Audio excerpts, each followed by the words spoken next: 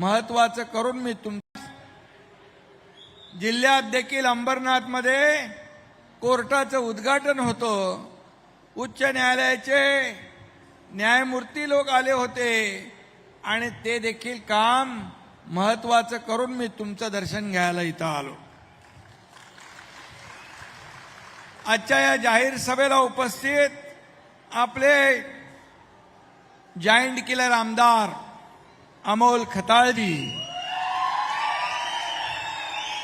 दुसरे आपले आमदार ज्याने प्रस्थापितांच्या विरुद्ध लढा दिला आणि सर्वसामान्य गोरगरीब कुटुंबातला आमदार निवडून आला, ते आमदार विठ्ठलराव लंगेजी। डॉक्टर जालिंदर बोर तुमचे मार्गदर्शक आहेत। कमलाकर कोते, जगन देशमुख आपले आयोजकांमध्ये आहे ना त्यांचं नाव, बाळासाहेब बोर, सुशांत गजे, संजय वागचोरे, शर्मिला येवले, रोहिदास जाधव, जावेद जहागीरदार, सुभाष येवले, महेश देशमुख, व्यासपीठावरील सर्व सन्मान्य मान्यवर, जेवढी नावं दिली ती सगळी वाचलेली आहेत मी, आता माझी काही चूक नाही त्याच्यामध्ये।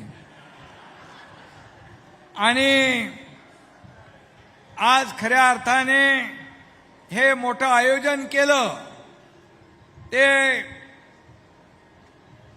आदिवासी युवा सम्राट मारुती मेंगाळ, युवा हृदय सम्राट आहे ना बाबा, आहे ना, मजबूत आहे। आणि म्हणून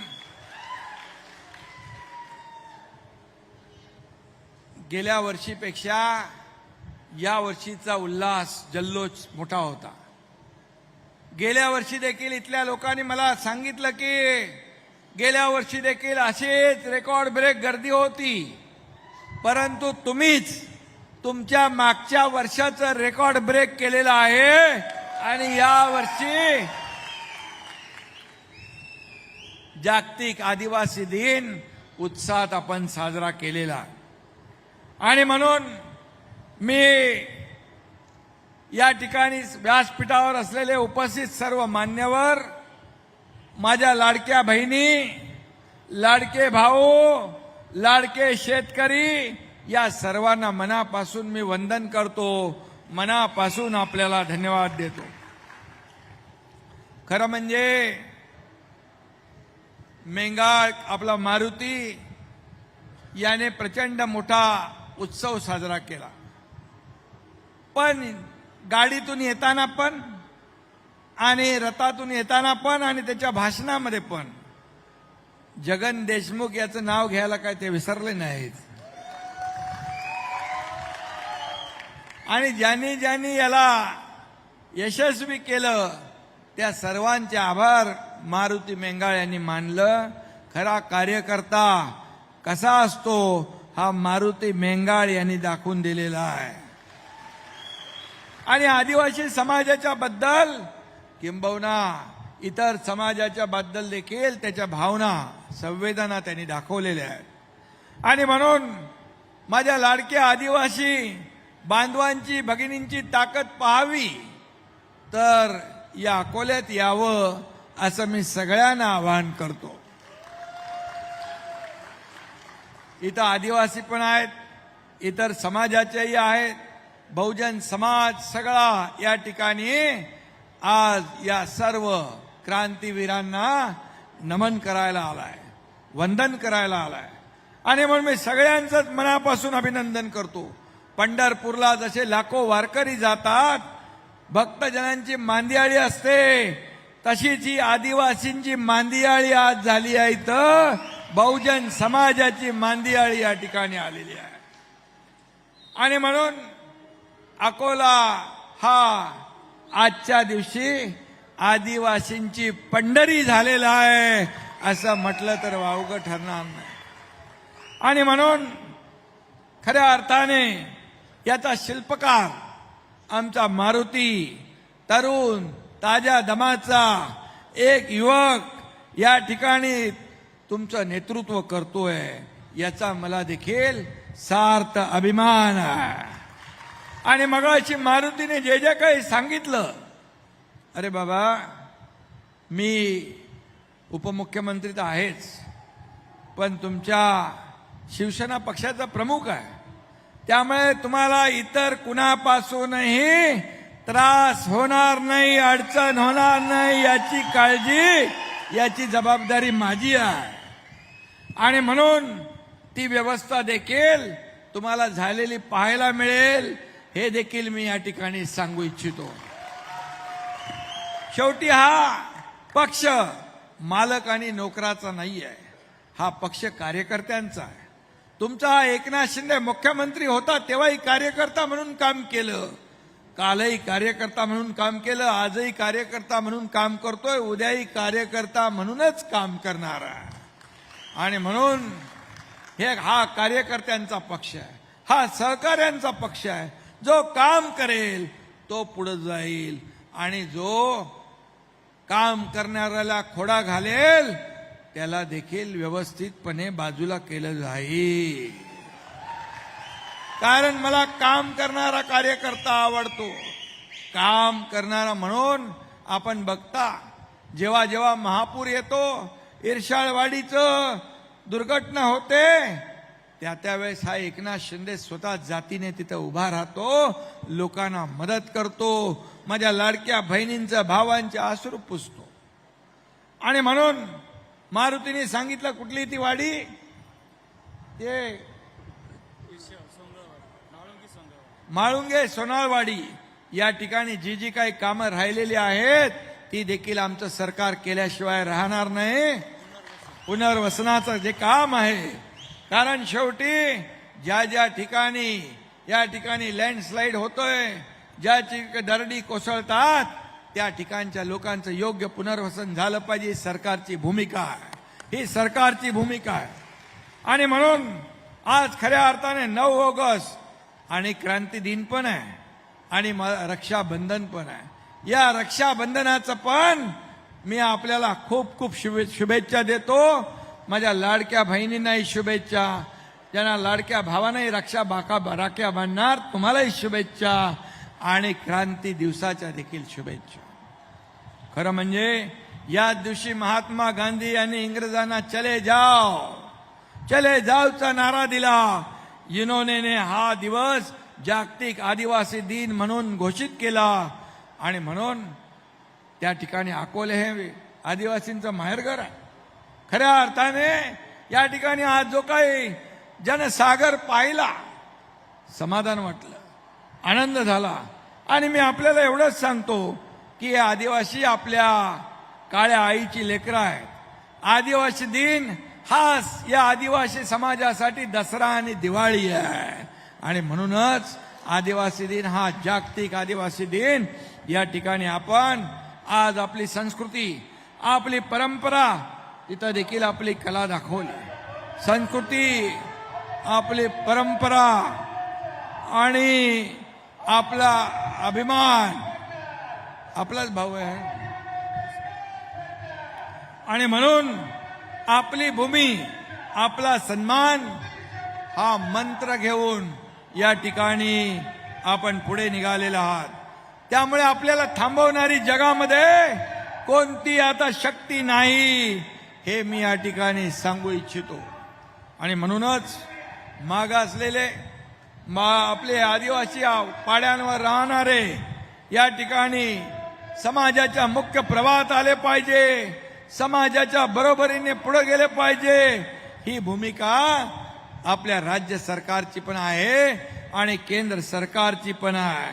आणि आदिवासी समाजाला सशक्त करण्याचा विडा संकल्प या देशाचे लोकप्रिय प्रधानमंत्री नरेंद्र मोदीजी यांनी उचललेला आहे. आणि म्हणून केंद्र सरकारने देखील अनेक योजना आदिवासी समाजासाठी या ठिकाणी सुरू केलेल्या आहेत. आणि म्हणून गेल्या 11 वर्षात गरीब कल्याणाचा अजेंडा घेऊन या ठिकाणी यशस्वी करून दाखवला. देशाच्या बजेटमध्ये आदिवासी समाजासाठी 5 पट आर्थिक तरतूद वाढवण्याचं काम केंद्र सरकारने केलं. आदिवासींना त्यांचा हक्क मिळवून देण्यासाठी जुन्या कायद्यांमध्ये बदल घडवून टाकला. आदिवासींना कायम आदिवासीच ठेवलं पाहिजे हे काँग्रेसचं धोरण बदलून टाकलं आणि आदिवासी समाजाला मुख्य प्रवाहामध्ये आणण्याचं काम या ठिकाणी केलं. आदिवासी समाजाच्या आपल्या भगिनी द्रौपदी मुर्मू मॅडम यांना या देशाचं राष्ट्रपती पद दिलं, जे सर्वोच्च पद आहे. राष्ट्रपती पद कोण आहे तर आदिवासी आमची बहीण द्रौपदी मुर्मू मॅडम. हा इतिहास आहे. आणि म्हणून राष्ट्रपती म्हणून आपल्या आदिवासी मुर्मू ताईंच्या समोर देखील काँग्रेसने उमेदवार दिला, त्यांना देखील अपमानित केलं. परंतु क्रांतीवीर क्रांतीपुत्र बिरसा मुंडा यांचा जन्म जनजातीय गौरव दिन म्हणून साजरा होतो, तो देखील प्रधानमंत्री मोदीजींनी साजरा सुरू केला आदिवासी समाजाला या मुख्य प्रवाहामध्ये आणण्यासाठी. आणि ब्रिटिशांविरुद्ध या आदिवासी लढवय्यांनी लढा दिला हे कायम या महाराष्ट्रातल्या देशातल्या जनतेच्या लक्षात राहिलं पाहिजे. म्हणून हा आदिवासी गौरव दिन जनजातीय गौरव दिन साजरा होऊ लागला. ही काळाची गरज होती. आणि म्हणून लोकसभेमध्ये संविधान बदलणार, आदिवासींचं आरक्षण जाणार हे खोटं फेक नॅरेटिव्ह पसरून आदिवासी समाजाची दिशाभूल केली. परंतु त्यानंतर झालेल्या विधानसभेच्या निवडणुकांमध्ये देखील महाविकास आघाडीचं सरकार येणार म्हणून मुख्यमंत्री उपमुख्यमंत्री मंत्रिमंडळ पालकमंत्री सगळ्यांचं वाटप करून टाकलं. त्यांना वाटलं आता विधानसभा जिंकणार. कुणाला म्हणाले याला जेलमध्ये टाकतो, त्याला जेलमध्ये टाकतो, बर्फाच्या लादीवर झोपवतो, हे सगळं बोलले. परंतु माझ्या आदिवासी समाजाने, माझ्या लाडक्या बहिणींनी, माझ्या लाडक्या भावांनी त्यांची सगळी चारी मुंड्या चित करून टाकले आणि त्यांना घरी पाठवून दिलं. आणि म्हणून मला आपल्याला एवढंच सांगतो, पद येतात, पद जातात, पुन्हा येतात. परंतु या एकनाथ शिंदेला या महाराष्ट्रातल्या तमाम लाडक्या बहिणींचा लाडका भाऊ ही नवी ओळख मिळाली, ही मला सगळ्यात मोठी आहे. आणि म्हणून मी आपल्याला एवढंच सांगतो की आजचा दिवस अतिशय मोठा आहे, अतिशय महत्वाचा आहे. आणि म्हणूनच मी तुम्हाला खात्री देतो, मी तुम्हाला शब्द देतो की शिवसेना कधीही या ठिकाणी आपल्या आदिवासी समाज लाडक्या बहिणींना पण सांगून ठेवतो. लाडकी बहीण योजना सुरू केली त्या विरोधक म्हणाले चुनावी जुमला आहे, हे खोटं आश्वासन आहे. परंतु एकनाथ शिंदे, देवेंद्रजी, अजितदादा यांनी लाडकी बहीण योजना आम्ही सुरू केली. तुम्हाला मी सांगतो, कोणी किती काही म्हटलं, किती अफवा पसरवल्या विरोधकांनी, तरी लाडकी बहीण योजना कधी बंद होणार नाही.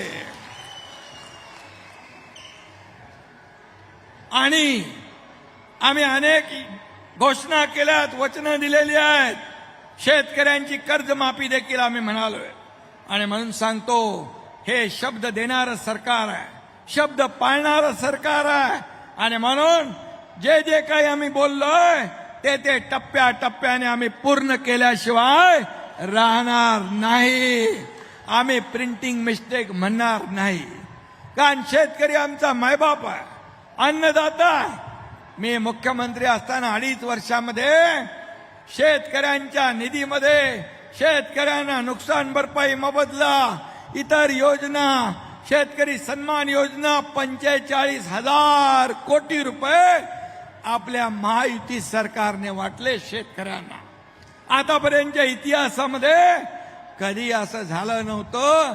आणि तुम्ही देखील भरभरून या विधानसभेच्या निवडणुकीमध्ये आशीर्वाद दिला, आदिवासी समाजाने दिला, लाडक्या बहिणींनी दिला, लाडक्या शेतकऱ्यांनी, लाडक्या माझ्या भावांनी. आणि 232 विधानसभेत 288 पैकी 232 आमदार तुम्ही निवडून दिले. आतापर्यंतच्या इतिहासामध्ये कधी झाला नव्हता. हा इतिहास तुम्ही घडवला. विरोधी पक्षाला विरोधी पक्ष नेता एवढा आकडा देखील तुम्ही ठेवला नाही, म्हणून तुम्हाला मी धन्यवाद देतो. मनापासून आपले आभार मानतो. आमची जबाबदारी आहे. आम्ही गोरगरीब जनतेसाठी आमचा जन्म झाला. सोन्याचा चमचा घेऊन आमचा जन्म झाला नाही, पण या महाराष्ट्रातल्या तमाम जनतेच्या जीवनामध्ये सोन्यासारखे दिवस मात्र आम्हाला आणायचे आहे. एक शेतकऱ्याचा मुलगा मुख्यमंत्री होतो, तुम्हाला हजम होत नाही, तुम्हाला पोटात दुखतंय, पोटदुखी होते, रोज शिव्याशाप आरोप देता, परंतु हा एकनाथ शिंदे आरोपाला कामाने उत्तर देणार. टीकेने नाही, कामाने उत्तर देणार. आणि म्हणूनच 2.5 वर्षाच्या कामाची पोचपावती तुम्ही झालेल्या विधानसभेच्या निवडणुकीत दिली. मगाची मारुती म्हणाला की हे उठाव करणाऱ्यांचं तालुका आहे, बंड करण्याचं तालुका आहे. आणि म्हणूनच जेव्हा अन्याय झाला, जेव्हा शिवसेना जो काँग्रेसच्या जोकडात बांधायला घेतली, त्यावेळेस एकनाथ शिंदेने बंड केलं, उठाव केला. 2022 साली या राज्यातलं सरकार पलटवून टाकलं, उलटावून टाकलं, तख्ता पलट केला, टांगा पलटी, घोडे फरार. आणि या सर्व महाराष्ट्रातल्या तमाम माझ्या माता भगिनी भावांनी ते स्वीकारलं. एकनाथ शिंदे 80 जागा लढला, 60 जागा जिंकल्या आहे. माझे 2 आमदार इथं बसलेले आहे. आणि ज्याने आमच्यावर टीका केली, म्हणाले एकही आमदार निवडून येऊ देणार नाही, त्यांनी 100 लढवून 20 आले. मी म्हणालो देवेंद्रजी आणि आम्ही दोघच मिळून, तेव्हा आम्ही दोघच होतो. पहिल्या भाषणात मी सांगितलं, येणाऱ्या निवडणुकीत तुम्ही म्हणता एकही निवडून येऊन देणार नाही, मी म्हणतोय एकही पडू देणार नाही. आणि 200 पार झाल्याशिवाय राहणार नाही. आता शेती करायला हा एकनाथ शिंदे गावालाच जाईल. 232 आले ना. आणि म्हणून मी आपल्याला एवढंच सांगतो की आज हा आदिवासी जो आहे, आदिवासी जल जंगल जमीन याचा संरक्षण करतो, पर्यावरणाचं संरक्षण करतो या ठिकाणी. आणि म्हणून आदिवासी समाज जो आहे, आदिवासी समाज वाड्या पाड्यांवर राहणार आहे. मगाशी मारुती मेंगाळे यांनी सांगितलं, त्यांनी माझ्याकडे या ठिकाणी सांगितलं, खरं म्हणजे आदिवासी हा जंगल का राजा कोण आहे? जंगलाचा राजा हा आदिवासी आहे, हा भूमिपुत्र आहे. हा या ठिकाणी जंगलाचं रक्षण करतो, पर्यावरणाचं रक्षण करतो. त्यामुळे तुम्ही जे म्हटलंय की या ठिकाणी खरं म्हणजे तुम्हाला आरक्षण हे राज्यघटनेने दिले, भारतरत्न डॉक्टर बाबासाहेब आंबेडकरच्या राज्यघटनेने दिलेलं आहे SC आणि ST ला. त्यामुळे तुम्हाला तुमच्या ताटातलं काढण्याचं काम कधी सरकार करणार नाही. ज्या समाजाला आवश्यक आहे, ज्याला मिळालं पाहिजे, त्याला अधिकचं आरक्षण, वेगळ्या पद्धतीने आरक्षण देण्याचं सरकार धोरण घेऊ शकतं. परंतु तुमच्या ताटातलं काढून दुसऱ्याला देण्याचं काम सरकार कधी करणार नाही, केलं नाही. आणि मग आम्हाला सगळे समाजाला सोबत घेऊन जायचंय, पण कुठल्याही समाजावर अन्याय आम्हाला करायचा नाही, ही भूमिका सरकारची आहे. आणि म्हणून आज तुम्ही मगाशी सांगितलं की 9 ऑगस्ट जागतिक स्तरावर या सणाचा दर्जा देऊन शासकीय सुट्टी जाहीर करा म्हणून सांगितलंय. पेसा कायदा आदिवासींच्या पारंपरिक अधिकारांना कायदेशीर मान्यता देण्याचा विषय केला आहे. महाराष्ट्रातल्या शासकीय आश्रमशाळा वर्ग 3 वर्ग 4 या कर्मचाऱ्यासंदर्भात राज्य शासनाने काढलेले बाह्यस्त्रोत भरतीचे पत्र रद्द करून पूर्वीप्रमाणे करा, हा एक मुद्दा तुम्ही दिलेला आहे. महाराष्ट्रातील आदिवासी बांधवांच्या ताब्यात कसत असलेल्या वनजमिनी वनपट्टे त्यांच्या नावावर झाले पाहिजे, ही एक मागणी आहे. त्याचबरोबर महाराष्ट्रातील पेसा अंतर्गत ग्रामपंचायत अधिकारी यांचं मानधन वाढवावं, मानधन तत्वावर त्यांना नियुक्ती द्यावी. माळुंगे सोंगाळवाडीचं तर मी बोललेलो आहे. हे सर्व जे काही निवेदन आहे या बाबतीमध्ये मी स्वतः लक्ष घालून या ठिकाणी मुख्यमंत्री महोदय आणि संबंधित सर्व लोक यांच्याशी चर्चा करून यावर देखील आपण निर्णय घेऊ. सरकार सकारात्मक आहे, सरकार या ठिकाणी तुमच्या बाजूचं आहे आणि म्हणून सर्वसामान्यांचं सरकार म्हणतो आपण.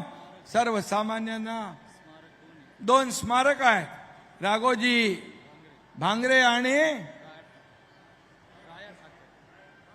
राया ठाकर या दोघांचे जे स्मारक आहे हे मारुतीचं म्हणणं आहे ते त्याचं स्मारकाचं सुशोभीकरण करायला पाहिजे.